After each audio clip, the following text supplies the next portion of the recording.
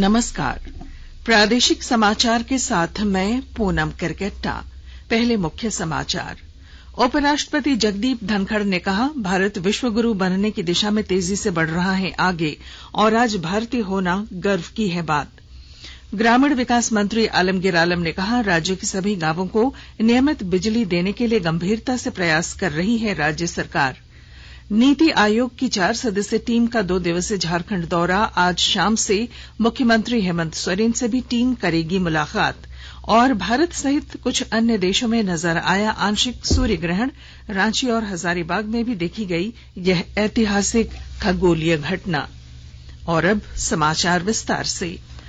उपराष्ट्रपति जगदीप धनखड़ ने कहा है कि भारत विश्व गुरु बनने की दिशा में तेजी से आगे बढ़ रहा है और आज भारतीय होना गर्व की बात है। वे आज राजस्थान में सिरोही जिले के आबू रोड में प्रजापिता ब्रह्म कुमारी संस्थान की 50वीं वर्षगांठ के अवसर पर आयोजित कार्यक्रम में बोल रहे थे। श्री धनखड़ ने कहा कि आने वाले समय में दुनिया भर में भारतीय अपनी उपस्थिति दर्ज कराएंगे। दुनिया के किसी भी देश में चले जाइए, कितना ही बड़ा संस्थान हो, आपको भारतीय या भारतीय मूल का आदमी नजर आएगा जो मार्गदर्शन दे रहा है और विश्व कल्याण की बात कर रहा है। यहां से प्रसार होता है भारतीय दर्शन का निचोड़, भारतीय दर्शन का सोच, विश्व कल्याण का विचार। मानव कल्याण के लिए जरूरी है सच्चे मन से श्रद्धा रखें। प्रधानमंत्री नरेंद्र मोदी ने ऋषि सुनक को ब्रिटेन का नया प्रधानमंत्री नियुक्त किए जाने पर बधाई दी है। श्री मोदी ने ट्वीट संदेश में कहा कि वैश्विक मुद्दों पर वे उनके साथ मिलकर काम करने और रोड मैप 2030 लागू करने को तत्पर हैं। भारत और ब्रिटेन के ऐतिहासिक संबंधों की आधुनिक साझेदारी में बदलने और दोनों देशों के मध्य जीवित सेतु रहे ब्रिटिश भारतीयों को उन्होंने दिवाली की विशेष शुभकामनाएं दी।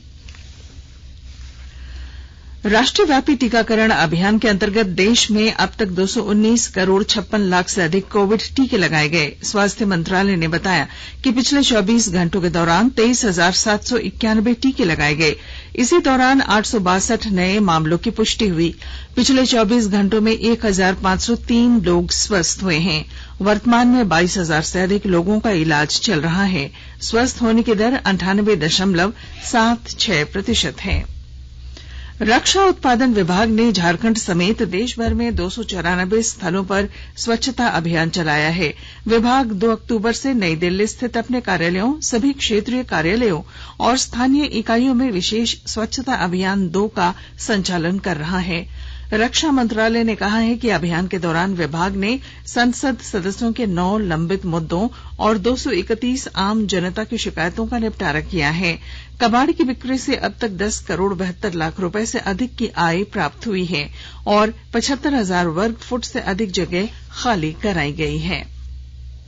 Directorate general of civil aviation DGCA ने रांची से देवघर और गोवा के लिए सीधी विमान सेवा की मंजूरी दे दी है। अब जल्द ही विमानन कंपनियां इन सेवाओं की विस्तृत जानकारी साझा करेंगी। बिरसा मुंडा एयरपोर्ट प्रबंधन से मिली जानकारी के अनुसार 30 अक्टूबर से अगले वर्ष 25 मार्च तक विमान परिचालन का विंटर शेड्यूल लागू रहेगा। इसी दौरान रांची से नए शहरों के लिए विमान सेवाओं की घोषणा की जाएगी। आकाशवाणी अनूठी पहल के साथ स्वतंत्रता के 75 वर्ष का उत्सव मना रहा है। इसका शीर्षक है आजाद भारत की बात, आकाशवाणी के साथ।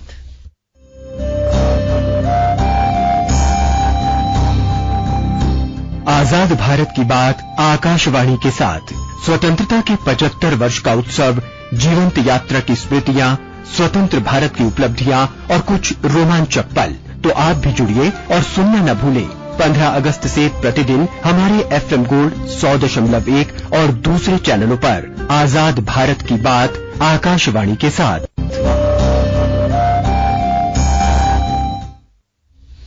राज्य के ग्रामीण विकास मंत्री आलमगीर आलम और राजमहल के सांसद विजय हंसदा ने आज पाकुड़ जिले में दुबराजपुर पावर सब स्टेशन का संयुक्त रूप से उद्घाटन किया।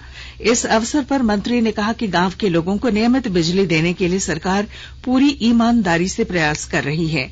उन्होंने कहा कि दुबराजपुर पावर सब स्टेशन के शुरू हो जाने से मदन मोहनपुर और जमशेदपुर फीडर के जरिए लगभग 10,000 विद्युत उपभोक्ताओं को नियमित बिजली मिल सकेगी। कार्यक्रम को संबोधित करते हुए सांसद विजय हांसदा ने कहा कि शहरी उपभोक्ताओं की तरह ग्रामीणों को भी नियमित बिजली सुविधा देने की कोशिश की जा रही है और इसके अच्छे परिणाम मिल रहे हैं। मोबाइल ऐप, डेस्कटॉप और वेब पर त्वरित मैसेजिंग प्लेटफॉर्म व्हाट्सएप की सेवा आज दोपहर से कुछ समय तक बंद रहने के बाद बहाल हो गई। सेवाएं बंद रहने के दौरान लोगों को मैसेज भेजने और व्हाट्सएप कॉल करने में काफी परेशानी का सामना करना पड़ा। भाई दूज और चित्रगुप्त पूजा के लिए कल घोषित अवकाश में राज्य सरकार ने परिवर्तन किया है। कार्मिक, प्रशासनिक सुधार तथा राजभाषा विभाग की ओर से आज जारी हुई एक अधिसूचना के अनुसार 26 अक्टूबर को सामान्य दिनों की भांति राज्य सरकार के सभी सरकारी कार्यालय खुले रहेंगे। इसके स्थान पर 27 अक्टूबर को अवकाश रहेगा। आकाशवाणी के ताजा तरीन समाचारों के लिए आप हमारी वेबसाइट newsonair.com पर लॉग ऑन कर सकते हैं। ताजा समाचार Twitter handle @AIR News Alerts और Facebook page all India radio news पर भी उपलब्ध है। आप प्रादेशिक समाचार एकांश के ट्विटर हैंडल @AIR News_Ranchi और फेसबुक, इंस्टाग्राम पेज तथा YouTube channel AIR News Ranchi पर भी हमारे बुलेटिन सुन सकते हैं। प्रादेशिक समाचार आप आकाशवाणी रांची से सुन रहे हैं और अब पेश हैं कोरोना से बचाव के कुछ संदेश। कोविड-19 से बचाव और सुरक्षित रहने के 3 उपाय। मास्क लगाएं, 2 गज दूरी है जरूरी, सुरक्षित दूरी रखें, हाथ और मुंह साफ रखें।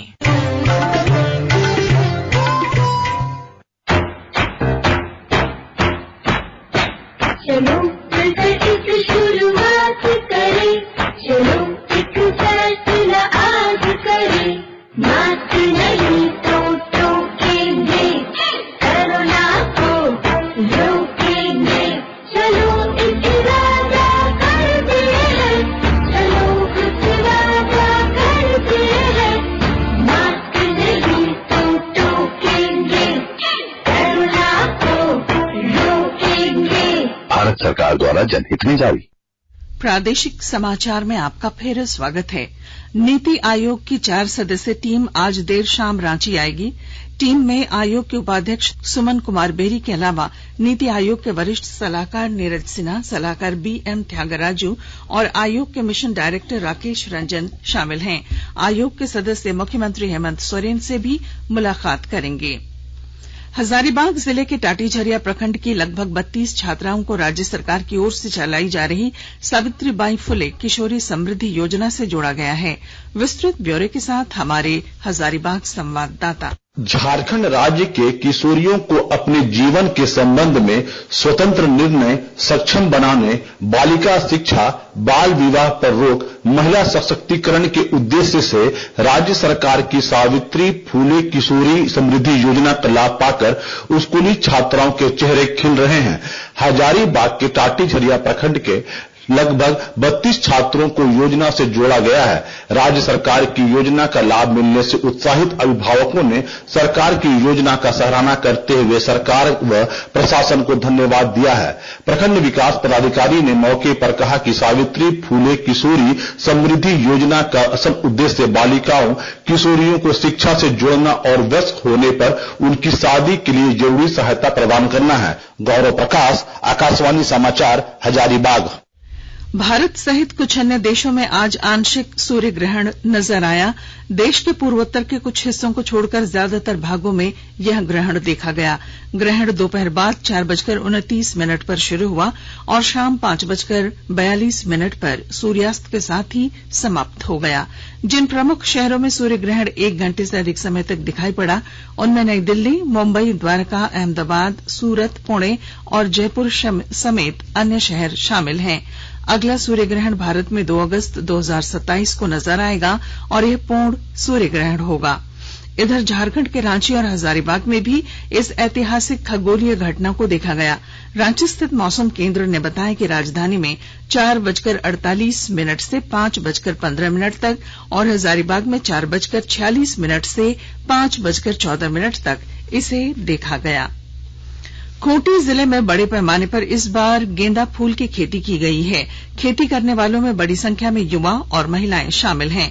विस्तृत जानकारी दे रही हैं हमारी खूंटी संवाददाता। खूंटी जिले में पर्व त्योहारों के मद्देनजर बड़े पैमाने पर महिला और युवा किसानों ने गेंदा फूल की खेती की है। सबसे खास बात यह है कि ज्यादातर गांवों में खुशहाली की इस खेती की अगुवाई महिला किसान कर रही हैं।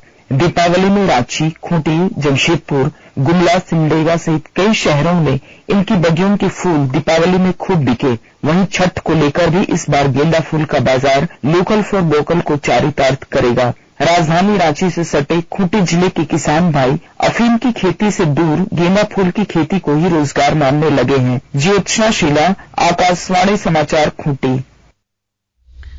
रांची में दिवाली की रात लोअर बाजार थाना क्षेत्र स्थित खादगढ़ा बस स्टैंड में खड़ी एक निजी बस में आग लग जाने से उसके चालक और उपचालक की जलकर मौत हो गई।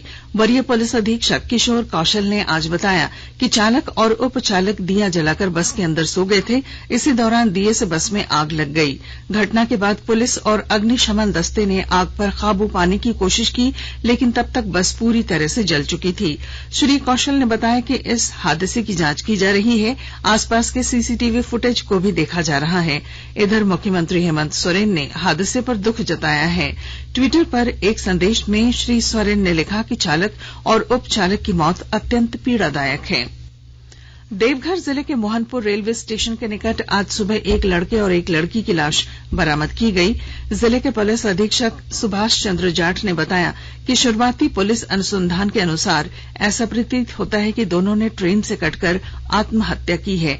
दोनों मोहनपुर थाना क्षेत्र के रूपाईडीह गांव के रहने वाले थे। लगभग 20 साल का युवक स्नातक प्रथम वर्ष का छात्र, जबकि युवती नाबालिग थी और इंटर की पढ़ाई कर रही थी। मामले में पुलिस प्रेम प्रसंग के अलावा अन्य पहलुओं के आधार पर भी जांच कर रही है।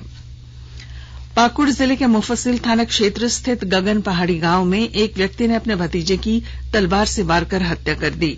अनुमंडल पुलिस पदाधिकारी अजीत कुमार विमल ने बताया कि आपसी विवाद में ये घटना हुई, जिसके बाद हत्या के आरोपी को गिरफ्तार कर जेल भेज दिया गया है। पुलिस ने हत्या में इस्तेमाल किए गए तलवार को भी जब्त कर लिया है। मेदिनीनगर जिले के सदर थाना क्षेत्र स्थित चियांकी में एक केंदू पत्ता गोदाम में आग लग जाने से करीब 1 करोड़ रुपए से अधिक बाजार मूल्य का केंदू पत्ता जल गया। इस संबंध में मनिका के वन क्षेत्र पदाधिकारी फुलवंत मिश्रा ने सदर थाने को लिखित जानकारी दी है। स्थानीय पुलिस ने बताया है कि आग लगने के कारणों का अब तक पता नहीं चल सका है। हालांकि पुलिस पूरे मामले की जांच कर रही है। घटना के बाद दमकल की मदद से आग पर काबू पाया जा सका। धनबाद जिले के टुंडी और निरसा थाना क्षेत्र में कल 2 सड़क हादसों में 3 लोगों की मौत हो गई। स्थानीय पुलिस के अनुसार टुंडी क्षेत्र के ठेठाटांड़ गांव से 20 पंडितों को लेकर जा रहा एक मालवाहक वाहन बरवा अड्डा के जयनगर इलाके में असंतुलित होकर दुर्घटनाग्रस्त हो गया। इस हादसे में 2 पंडितों की मौके पर ही मौत हो गई, जबकि करीब दर्जन भर लोग जख्मी हुए हैं। सभी घायलों को निकट के अस्पताल में भर्ती करा दिया गया है।